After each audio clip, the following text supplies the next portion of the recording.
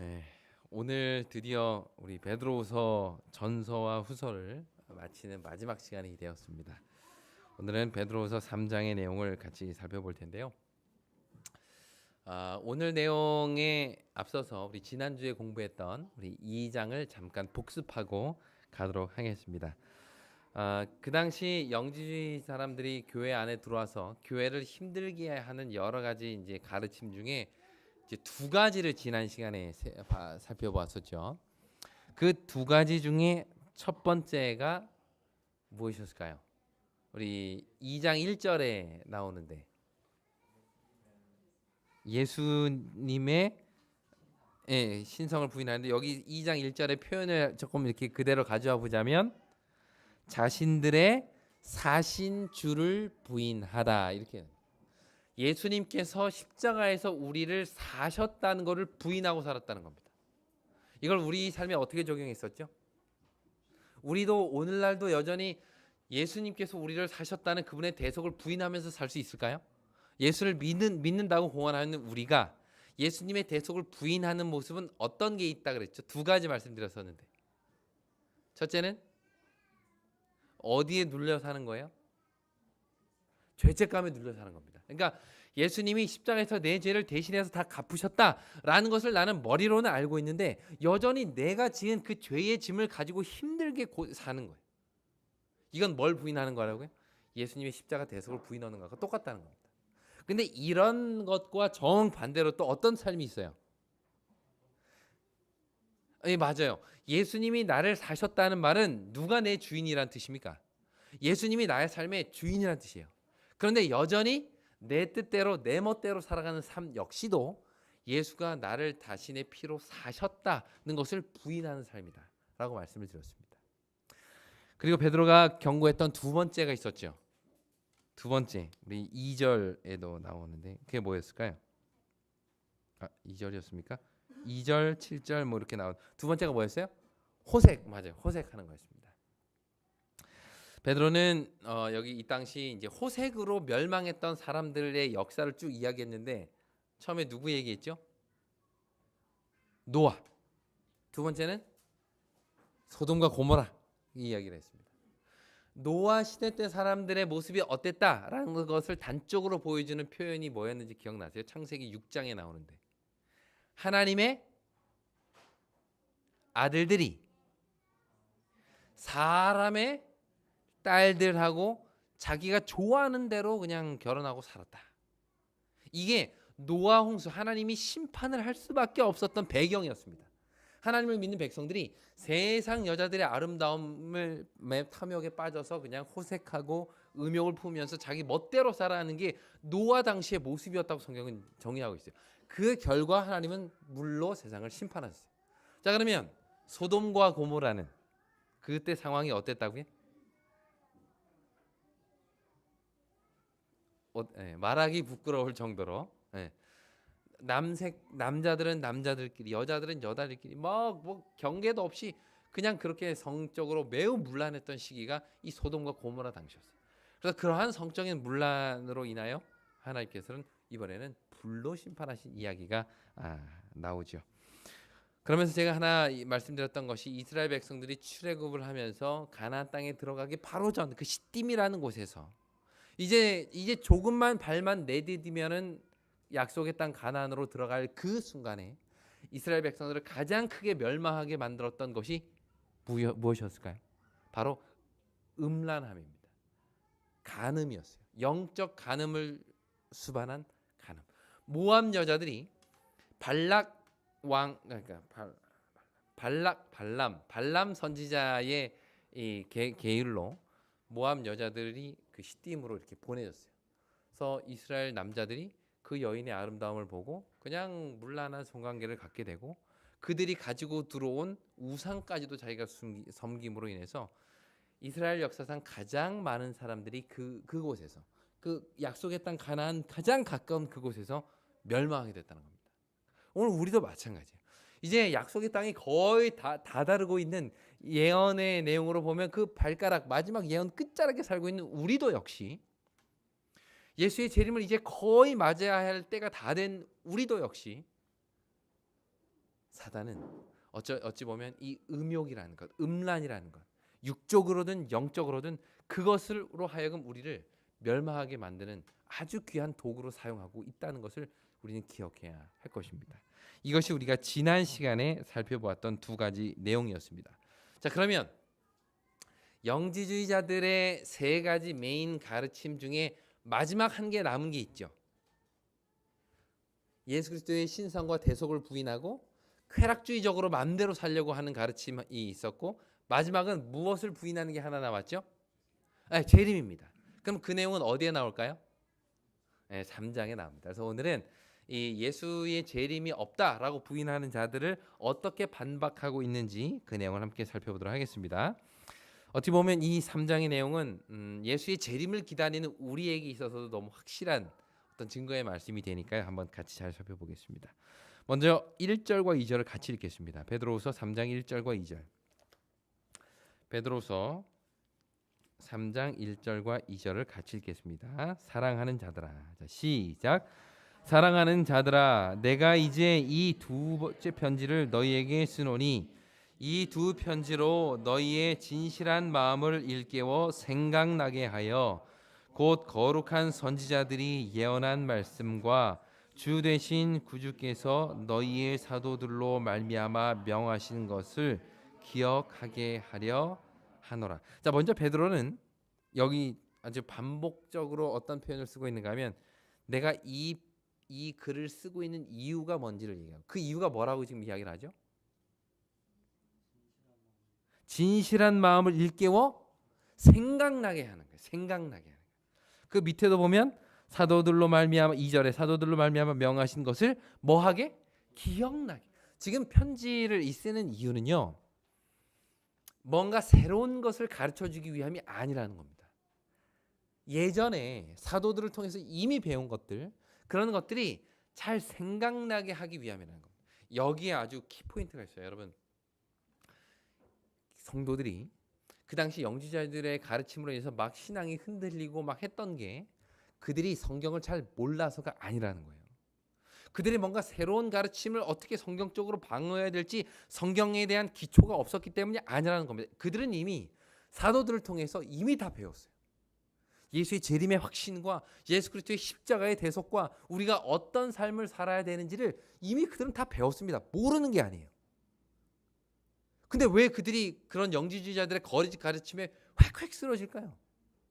왜 이 교회가 진리 위에 섰다는 이 교회가 그 가르침 하나 말씀으로 방어하지 못하고 이렇게 흔들리는 걸까요? 그 이유는 뭐예요? 그들이 진리를 몰랐기 때문에, 무지했기 때문이 아니라 뭐 했기 때문이라고요? 다 잊어버렸다는 거예요.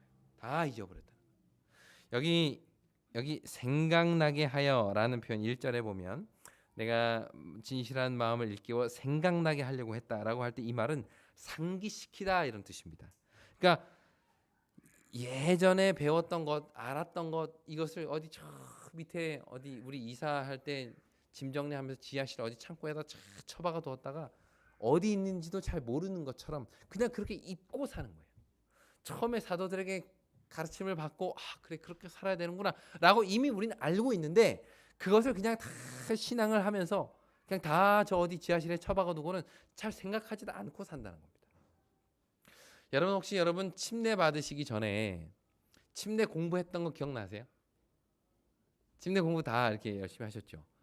교리도 배우시고 우리가 그리스도인으로서 어떤 삶을 살아야 되는지도 다 우리가 이미 다 배웠습니다. 그죠? 그래서 우리가 처음에 침례 받고 이제 성도들 앞에 서서 어떤 이렇게 서약하고 뭐 이럴 때 그래 이제 나도 정말 새롭게 살아야 되겠다 이런 결심과 다짐을 했습니다. 그런데 이간 시간이 지나고 지날수록 점점 그 내가 처음 받았던 가르침을 뭐 하는 거예요? 잊어버려.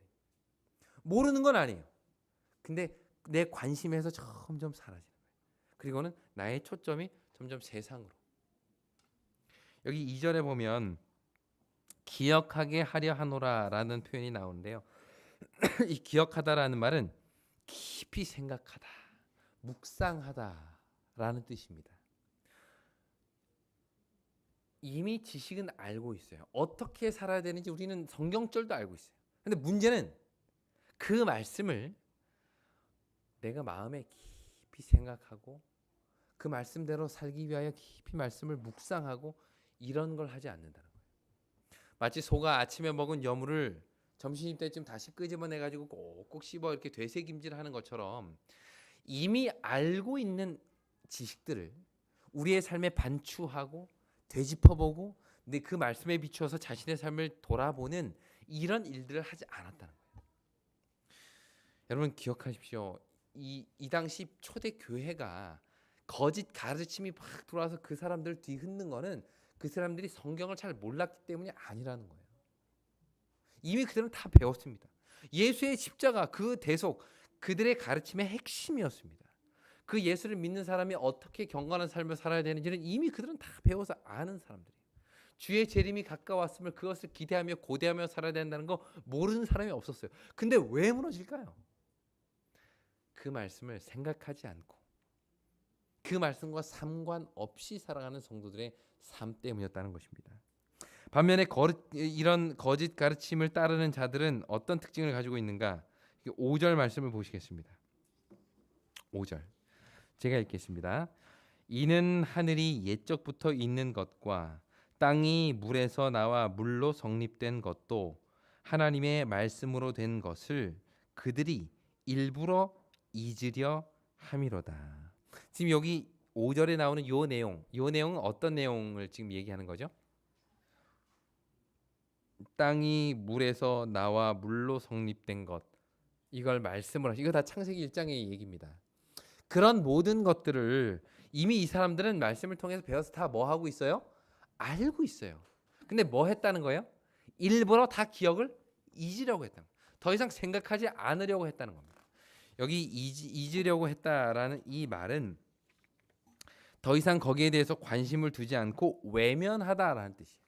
그들이 거짓 가르침으로 넘어간 것은 무지했기 때문이 아니라는 거예요. 일부러 그 모든 지식들을 다 버린 결과라는 것입니다. 자, 이 말씀 우리에게 한번 적용해 볼게요. 오늘 우리가 말씀에 합당한 삶을 살지 못하는 이유는 우리가 말씀을 모르기 때문이 아니라 우리가 아는 것을 일부러 뭐 하고 살아요? 외면하고 살아요. 여러분 그렇지 않습니까? 하트. 우리가 하나님을 이웃을 사랑하고 살아야 된다는 거 우리가 모르기 때문은 아니죠. 근데 뭐 하기 때문이에요? 외면하기 때문에. 내가 어떤 삶을 살아야 되는지, 안식일을 어떻게 기억하여 거룩히 지켜야 하는지, 내 시간과 내 재물과 내 재정과 모든 것을 어떻게 사용돼야 되는지 우리는 모르질 않습니다. 일부러 외면하고 살아요. 우리는 예수님의 것이라는 진리, 재림이 가까웠으며 깨어 그분의 오심을 준비해야 된다는 진리 다 잘 알고 있습니다. 그런데 문제는 그 기억들이 그냥 우리의 기억 저 깊은 곳에 어디 그냥 감추어져만 있지 이 말씀을 꺼내서 보고 읽고 묵상하고 그렇게 살려는 삶과 노력을 하지 않는다는 것이 가장 큰 문제라는 것입니다. 아마 베드로가 오늘 우리의 모습을 본다면 어떤 권면을 할까요? 우리의 신앙의 모습을 보고는 우리 한양교회에게 보내는 편지에는 어떤 글을 쓸까요? 모르긴 몰라도 이 내용들과 크게 다르지 않을 것 같아요. 너희가 이미 배운 것, 이미 알고 있는 것을 잘 기억하라. 잠자고 있는 영적 상태를 각성하고 하나님의 말씀을 마음에 잘 간직하라. 이걸 잘 자꾸 되새겨라. 그 말씀대로 살기 위하여 노력하라. 아마 똑같은 말을 하지 않았을까요? 너희가 몰라서 못하는 거 아닌 거 내가 안다. 기억하라. 되새겨라. 생각하고 살아라. 이게 오늘 우리에게 주는 교훈이라는 것입니다. 1세기 성도들을 거짓으로 이끌었던 것은 진리에 대한 무지가 아니었습니다. 오히려 그것은 진리에 대한 무관심이었어요. 관심이 없는 거예요. 모르기 때문이 아니었습니다. 뿐만 아니라 자신의 삶에 대한 무감각이었습니다. 내 상태가 어떠한지를 말씀에 비추어서 생각하지도 않고 묵상하지도 않는 거예요. 오늘 우리도 마찬가지가 아닐까요? 우리의 문제는 무지가 아닙니다. 무감각이고 무관심이에요. 이것이 바로 그 당시 베드로가 그 당시 교회들을 진단한 결과입니다. 그러면서 베드로는 계속해서 너희가 이미 알고 있는 진리를 기억하고 생각하라 라고 이야기를 한 것입니다. 이렇게 진리를 기억하라고 생각하라고 하는 것에 대한 중요성을 이야기한 베드로는 곧 이어서 거짓 교사들의 세 번째 가르침인 재림을 부인하는 것에 대해서 이야기를 하기 시작합니다. 우리 3절 4절 같이 읽겠습니다. 먼저 시작. 먼저 이것을 알지니 말세에 조롱하는 자들이 와서 자기의 정욕을 따라 행하며 조롱하여 이르되 주께서 강림하신다는 약속이 어디 있느냐? 조상들이 잔 후로부터 만물이 처음 창조될 때와 같이 그냥 있다 하니. 여기 거짓 교사들은 재림을 기다리는 것에 대해서 조롱하면서 주께서 강림하신다는 약속이 어디 있느냐 이렇게 이야기를 했다고 해요. 자, 요 내용을 가만히 보시면 그 당시 영지주의자들이 교회와 성도들을 공격하는 방법이 조롱이었다는 것입니다. 조롱. 이것이 아주 중요한 전략이었던 것 같아요. 한번 생각을 해보세요. 이 당시 초대 교인들은 예수님께서 이제 곧 재림하시리라는 확신을 가지고 살았어요. 이 글을 편지를 쓸 때가 약 한 67년, 6년, 7년 그 사이인데 그러면 한 예수님께서 돌아가신 지 한 몇 년 상관인 거예요. 한 35, 6년 뭐 이렇게 지난 겁니다. 여러분 30년이라는 시간이 긴 시간입니까? 짧은 시간입니까? 우리에게는 되게 긴 시간이에요. 긴 시간이에요. 그 긴 시간을 지내면서 예수의 재림이 정말 가까워왔다는 생각을 가지고 견뎌왔어요. 근데 문제는 그렇게 같이 신앙을 시작한 그 사람들이 예수가 아직 오지도 않았는데 하나둘 죽어가는 겁니다. 아파서 죽기도 하고 늙어서 죽기도 하고 뭐 핍박받다가 죽기도 하고 그런 모습을 보면서 이 사람들이 무슨 생각을 했을까요? 아니 예수님이 분명히 오신다고 이제 곧 오신다고 얘기를 했는데 그래서 지금까지 기다리고 있는데 지금 그 약속 믿다가 우리 아버지 돌아가시고 우리 할머니 돌아가시고 우리 어머니 돌아가시고 이젠 저기 내 옆집에 사는 내 친구도 이젠 죽고 이젠 나도 죽을 때가 얼마 안 남은 것 같은데 정말 예수님이 오긴 오는 거야? 라는 마음을 가지고 살아가는 백성들이었어요. 이런 사람들에게 조롱은 그의 믿음의 근간을 흔드는 가장 치명적인 무기였습니다. 여러분 조롱이라는 것은요 믿음이 확고한 사람에게는 크게 이게 영향을 미치지 않습니다. 여러분 어디 가서 누가 여러분 보고 이단이라 그러면 그게 막 고민스럽고 막 괴롭고 막 어떻게 하면 내가 이 이단 교회에서 벗어날 수 있을까 이런 생각 안 하잖아요. 근데 제가 성경 공부를 이렇게 시켜보면 처음에 와서 공부를 열심히 하시다가 어느 순간 안 나오시는 분들이 종종 있어요. 그래가지고 어떻게 연락해가지고 이렇게 만나서 얘기를 해보면 10중 8구 무슨 얘기하는가 하면 우리 딸이 그러는데 우리 사촌 언니가 그러는데 그 교회 이단이라 그러더라. 왜 하필 이단 교회에 나가냐 그러더라. 그래서 자기가 더 이상 좀 나가는 게 부담이 된다. 여러분 진리에 대한 확신이 없는 사람 혹은 마음에 의심이 있는 사람들에게 그것을 가장 크게 흔드는 것은 조롱입니다. 조롱.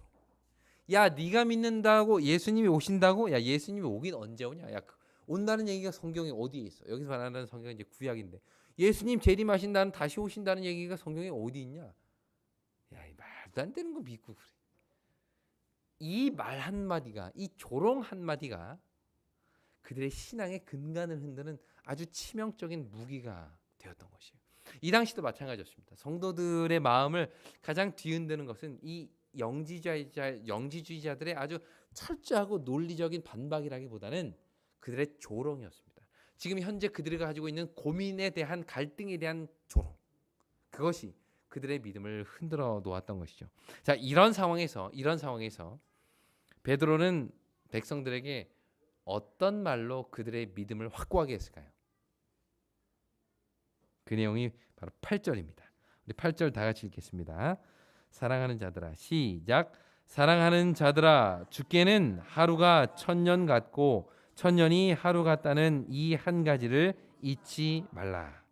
자, 여기 베드로는 먼저 이런 이야기를 합니다. 사랑하는 자들아, 주께는 하루가 천년 같고 천년이 하루 같다는 이 한 가지를 잊지 말라. 이게 무슨 말일까요?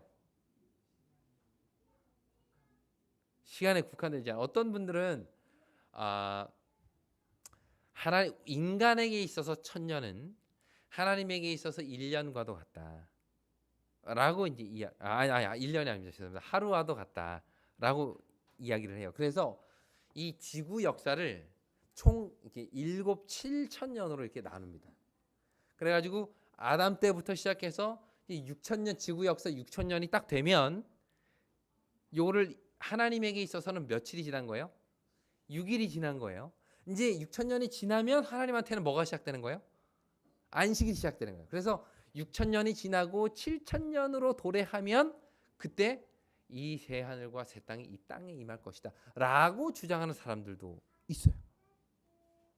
그럼 그 사람들에게는 여러분이 뭐라고 반박을 할 수 있을까요? 네?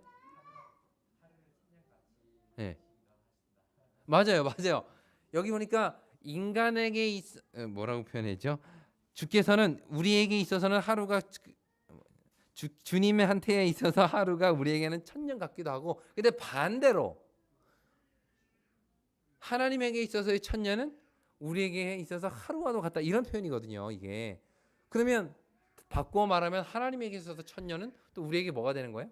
하루가 되는 거예요. 그러니까 여기서 지금 베드로가 요 표현하는 것은 어떤 수학적인 개념에서 우리에게 어떤 시간에 대한 이야기를 하고 있는 것이 아니에요. 이건 지금 뭘 얘기하고 있는 걸까요? 하나님에게 있어서 하루와 천년 같고 천년이 하루 같다라는 말은 세상을 바라보는 관점의 차이가 우리 인간의 관점과 하나님의 관점이 그렇게 다르다는 관점의 차이를 이야기해 주는 겁니다. 우리가 볼 때 엄청 긴 시간을 기다리는 것 같지만 하나님 보시기에는 그렇지 않을 수 있다는 거예요. 그러니까 예수의 재림을 기다리고 우리가 신앙을 할 때에 우리의 관점에서 우리의 눈으로 판단하고 평가하는 것이 아니라 하나님의 판단으로 하나님의 관점으로 이루어진다는 것을 언제나 기억하라는 거예요.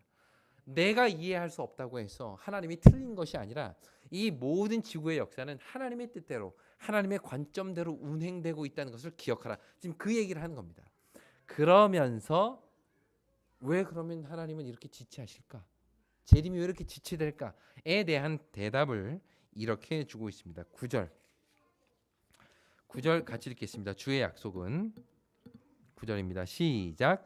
주의 약속은 어떤 이들이 더디다고 생각하는 것 같이 더딘 것이 아니라 오직 주께서는 너희를 대하여 오래 참으사 아무도 멸망하지 아니하고 다 회개하기에 이르기를 원하시느니라. 자, 여기서 베드로는 그렇다면 왜 하나님께서는 이렇게 재림을 지체하시는 것일까? 거기에 대한 대답으로 뭘 얘기하고 있어요? 하나님의 오래 참으심, 그분의 품성에 대해서 이야기를 하고 있다는 겁니다. 이 개념은 매우 중요한 개념입니다. 그러니까 오래 참으시는 것, 이 예수의 재림이 지체되는 그 이유를 인류를 향한 하나님의 인내로 이야기를 하고 있어요. 하나님의 품성, 다시 말해서 우리 예수 하나님은 인류 모두가 구원받기를 원하시는데 그 때를 하나님께서는 기다리신다는 겁니다. 근데 이 말은 모든 인류를 다 구원하신다는 말일까요? 이 말씀을 기초로 해서 어떤 분들은 결국 모든 인류는 다 구원받을 것이다 라는 생각을 주장하는 사람들도 있어요. 근데 여기서 이 말은 그런 뜻이 아닙니다. 예수님의 지체하심, 하나님의 예수님의 다시 오심의 지체함은 결국 우리를 향한 그분의 인내라는 것을 얘기하고 있어요. 근데 동시에 무슨 얘기까지 하는가 하면 10절 제가 읽겠습니다. 그러나 주의 날이 도둑같이 오리니 그 날에는 하늘이 큰 소리로 떠나가고 물질이 뜨거운 불에 풀어지고 땅과 그 중에 있는 모든 일이 드러나리로다. 여기 보니까 그러나 어떤 날이 올 것이다? 주의 재림하시는 날이 올 것인데 그 날이 도둑같이 우리에게 임할 것이다 라고 이야기를 하는 겁니다. 그러니까 한없이 그냥 기다리는 것이 아니라 그러한 인내에도 뭐는 있다? 끝은 있다라는 것이에요. 근데 그 끝이 어떻게 올 것이다? 도적같이 올 것이다. 여러분 이 도적같이 올 것이다 라는 말이 무슨 뜻일까요? 어떻게 온다는 얘기일까요? 예정 없이 생각지 못한 때에 온다는 겁니다. 어떤 분들은 이 도적같이 온다라는 것을 오해해서 몰래 오는 거로 생각해요. 도둑이 몰래 오잖아요. 몰래. 그래서 이 비밀 휴거를 주장하는 많은 교회들이 바로 이 내용을 예수님이 뭐같이 온다? 도둑같이 온다. 그래서 몰래 와서 아무도 몰래 사람들을 잡아간다. 잡아가는 게 아니라 하늘로 데려간다는 거예요. 이게 휴거가 일어난다. 그런데 여러분 여기서 말하는 이 도둑같이 온다는 것은 몰래 온다는 얘기가 아니라 그걸 강조하는 것이 아니라 어떤 개념이에요? 생각하지 않은 때에 온다는 겁니다. 사실 이 가르침은 베드로의 가르침이 아니에요. 이건 누구의 가르침일까요? 예수님의 가르침이었습니다. 우리 누가복음 12장 39절과 40절 보겠습니다. 누가복음 12장 39절과 40절 우리 찾으신 분이 읽어주시면 감사하겠습니다. 누가복음 12장 39절과 40절입니다. 너희도 아는 바니 집주인이 만일 도둑이 어느 때에 이를 줄 알았더라면 그 집을 뚫지 못하게 하였으리라. 그러므로 너희도 준비하고 있으라. 생각하지 않은 때 인자가 오리라 하시니라. 네, 여기서의 이 도둑같이 온다라는 표현은 생각지 않은 때에 인자가 오신다는 거야. 갑자기 오신다는 거야. 그래서 여러분 재림이 언제 옵니까? 예수님의 재림이 언제 있습니까? 라고 물으면 이제 빨리 올 것 같다라는 생각하고는 사람보다는 좀 늦어요. 그런데 예수님 재림 아직 멀었다고 생각하는 사람보다는 빠른 거예요. 무슨 얘기인지 아시겠죠? 오래 인내하시는 예수님께서는 또한 아직도 멀었어. 예수님 오시려면 아직 멀었어. 라고 생각하는 사람한테는 도둑같이 온다. 이게 예수님의 재림입니다. 자, 그러면 이제 마무리를 좀 해보겠습니다. 이렇게 예수님의 재림이 이제 도둑같이 분명히 이를 것을 강조하고 있는데 그렇다면 여기서 베드로가 재림을 준비하는 사람들에게 가르치고자 했던 핵심 교훈은 무엇일까요? 예수의 재림이 언제일지 또 그때는 어떤 일들이 벌어질지 그런 내용을 얘기하고 싶은 것이 아니라는 것을 우리는 기억해야 됩니다. 그러니까 우리가 보통 예수의 재림에 대해서 생각을 하면 막 이렇게 재림의 징조들 이렇게 막 이야기하면서 이제 재림이 곧 가까이 왔고 예수님이 재림하기 전에 어떤 일들이 있고 이제 이런 사건에 대해서 또 그 때가 언제쯤이 될지에 대해서 주로 이렇게 강조를 하는데 베드로는 예수의 재림에 대해서 이야기하면서 그것은 약간 한쪽으로 밀어두었어요. 그럼 베드로에게 있어서 재림을 기다리고 준비하는 사람들에게 있어서 가장 중요한 것은 무엇이라고 이야기를 할까요? 그 내용이 바로 11절입니다. 제가 읽겠습니다. 이 모든 것이 이렇게 풀어지리니 그다음 뭐라고 묻고 있어요? 너희가 어떠한 사람이 되어야 마땅하냐? 여러분 이것이 지금 베드로가 우리에게 주고 싶은 핵심 교훈입니다. 예수님이 언제 오실까? 왜 늦으실까? 그때 이 세상은 어떻게 될까? 이것이 우리의 관심이 아니라 과연 나는 어떠한 사람이 되어야 마땅할까? 이 고민을 하고 살라는 것이에요. 예수님의 재림이 언제 오지? 예수님의 재림 때 어떤 일이 일어나지? 일요일 휴업령이 언제 내리지? 일요일 휴업령 내리면 나는 어디로 도망가지? 이런 고민하고 사는 게 아니라 과연 나의 영적인 상태는 어떠한가? 나는 어떤 사람이 되어야 마땅한가? 그걸 고민하라는 것이에요. 베드로는 계속해서 이야기합니다. 거룩한 행실과 경건함으로 하나님의 날이 임하기를 바라보고 간절히 사모하라. 재림을 기다리는 자들의 초점은 바로 나 자신의 삶이 되어야 한다는 겁니다.